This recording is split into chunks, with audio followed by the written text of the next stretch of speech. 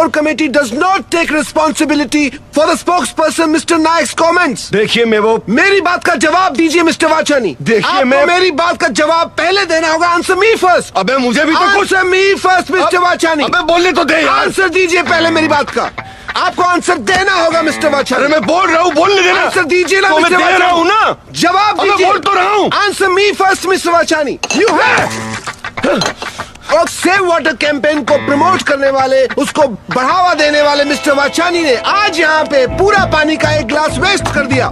इसका मतलब ये है कि आपने आज इस बात की बिल्कुल परवाह किए बगैर कि जिस कॉज को आप सपोर्ट करते हैं पब्लिकली उसे उछाल रहे हैं मिस्टर वाचानी। अबे मुझे कुछ बोलने क्यों नहीं देता तू? Answer me first. अरे मैं कुछ बोलूं? You have to answer.